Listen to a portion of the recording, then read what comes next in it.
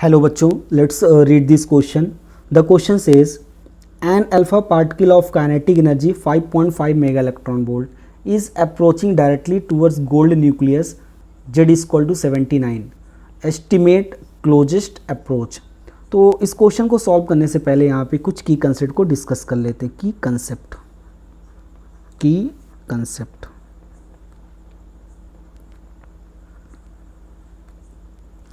सबसे पहले यहाँ पे की कंसेप्ट हो जाएगा potential energy between two charged particle.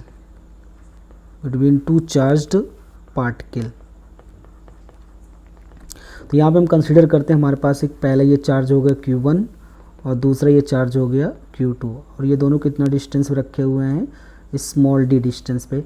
तब इनके बीच जो पोटेंशियल एनर्जी हो जाएगी वो हो जाएगी 1/4 पाई epsilon not Q1 Q2 divide by small d. ये पोटेंशियल एनर्जी का कंसेप्ट हो गया बिटवीन टू चार्ज पार्टिकल. अब इसकी कंसेप्ट का यूज़ करके हम लोग इस क्वेश्चन को यहाँ पे सॉल्व करते हैं. तो इस क्वेश्चन का यहाँ पे सोल्यूशन हो जाएगा. तो यहाँ पे कंसीडर करते हैं यहाँ पे एक एटम है, ये क्या हो गया एक एटम, और उस एटम का ये क्या हो गया यहाँ पे न्यूक्लियस, और इस न्यूक्लियस के पास यहाँ पे चार्ज कितना हो गया Ze. अब यहाँ पे एक अल्फा पार्टिकल हो गया और इस अल्फा पार्टिकल के पास यहाँ पे चार्ज कितना हो गया +2e. अब इस अल्फा पार्टिकल को यहाँ पे काइनेटिक एनर्जी K से हिट करते हैं टुवर्ड्स दी न्यूक्लियस. तो ये जो अल्फा पार्टिकल है उसके पास कितना चार्ज होगा यहाँ पे 2e, और इस अल्फा पार्टिकल को काइनेटिक एनर्जी K से यहाँ पे हिट करते हैं टुवर्ड्स दी न्यूक्लियस. अब ये टुवर्ड्स दी न्यूक्लियस यहाँ पे जाएगा, ये गया, और ये यहाँ पे ये क्या हो जाएगा स्टॉप हो जाएगा. क्या हो जाएगा स्टॉप, यानी काइनेटिक एनर्जी यहाँ पे किस में कन्वर्ट हो जाएगी पोटेंशियल एनर्जी में. ये यहाँ पे जाके क्या हो जाएगा स्टॉप हो जाएगा, यानी जो काइनेटिक एनर्जी यहाँ पे ये किस में कन्वर्ट हो जाएगी पोटेंशियल एनर्जी. तो स्टॉप होने के बाद ये क्या हो जाएगा ये बाउंस बैक हो जाएगा. तो यहाँ पे जब ये स्टॉप होता है तब ये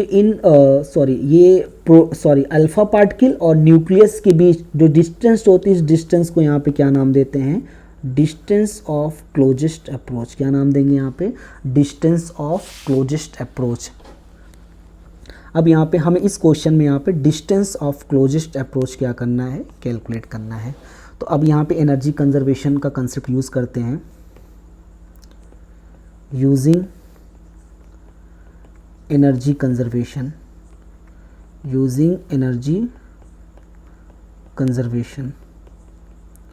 तो यहाँ पे क्या है कि पहले अल्फा पार्टिकल के पास काइनेटिक एनर्जी कितनी थी K. इनिशियल में अल्फा पार्टिकल के पास यहाँ पे देखो काइनेटिक एनर्जी कितनी है K.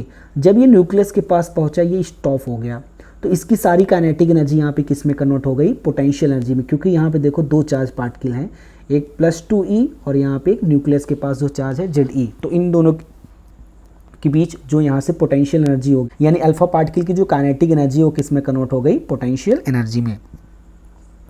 तो यहाँ से काइनेटिक एनर्जी के potential energy between two charge particle, यहाँ पे की कंसेप्ट से हमें पता है कि वो होता है U = 1/4 pi epsilon not Q1 Q2 divide by D.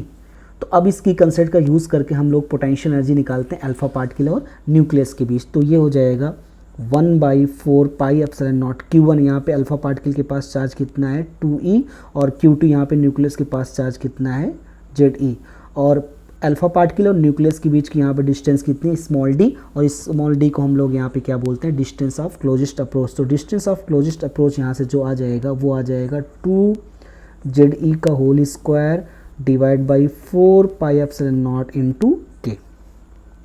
ये हमने यहाँ से डिस्टेंस ऑफ क्लोजेस्ट अप्रोच का यहाँ पे फॉर्मूला निकाल लिया. तो डिस्टेंस ऑफ क्लोजेस्ट अप्रोच जो हमने कैलकुलेट कर लिया वो आ गया 2Ze का होल स्क्वायर 2Ze का whole square divide by 4 pi epsilon not into K. अब यहाँ पे हम वैल्यू पुट कर देते हैं। तो क्वेश्चन में यहाँ पे जो वैल्यू गिवन है, यहाँ पे जेड की वैल्यू कितनी गिवन है, यहाँ पे 79, और जो काइनेटिक एनर्जी यहाँ पे गिवन है वो है 5.5 mega electron volt, 5.5 mega electron volt. तो या इसको लिख सकते हैं काइनेटिक एनर्जी को 5.5, 1 मेगा में होता है 10⁻⁶, और 1 इलेक्ट्रॉन वोल्ट में होता है 1.6 इंटू 10⁻⁻19 जूल। तो अब ये जितनी भी वैल्यू है, Z equal to 79, K equal to 5.5 into 10⁻⁶ into 1.6 into 10⁻⁻19 joule, ये सारी वैल्यू यहाँ पे पुट कर देंगे तो हमें जो मिल जाएगी यहाँ पे डी इक्वल टू यहाँ से हो जाएगा 2 इंटू जेड की वैल्यू यहाँ पे कितनी है 79, और ई की वैल्यू यहाँ पे कितनी 1.6 इंटू 10⁻⁻19 का ये हो जाएगा होल स्क्वायर डिवाइड बाई, और 1/4 पाई एप्सिलॉन नॉट की वैल्यू यहाँ पे होती है 9 इंटू 10⁹ डिवाइड बाई यहाँ पे के की वैल्यू यहाँ पे कितनी है 5.5 इंटू 10⁶ इंटू 1.6 इंटू 10⁻⁻19। अब इसको कैंसिल करते हैं, 1.10⁻19 से एक यहाँ पे ये कैंसिल हो जाएगा, 10⁶ से अगर 10⁹ कैंसिल करेंगे यहाँ से ये 3 बच जाएगा। तो अब जब इसको आगे सॉल्व करेंगे यहाँ से स्मॉल डी की जो वैल्यू आ जाएगी वो आ जाएगी 2 इंटू 79 इंटू 1.6 इंटू 9 इंटू 10⁻⁻, तो यहाँ पे जो 10 यहाँ पे 3 बच गया था, जब इससे ये सब्ट्रैक्ट करेंगे 19 से तो ये हो जाएगा 10⁻⁻16। तो नीचे डिवाइड में क्या बच जाएगा यहाँ पे 5.5 ये बच जाएगा।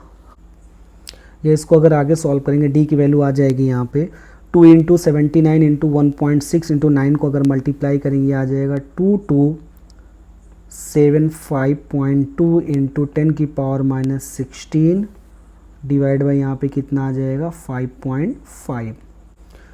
तो यह इसको लिख सकते हैं, अगर 2275.2 को अगर 5.5 से डिवाइड करेंगे हो जाएगा 413.6 इंटू 10⁻⁻16, या इसको डी इक्वल टू लिख सकते हैं यहाँ से 4.13 इंटू 10⁻⁻14 मीटर।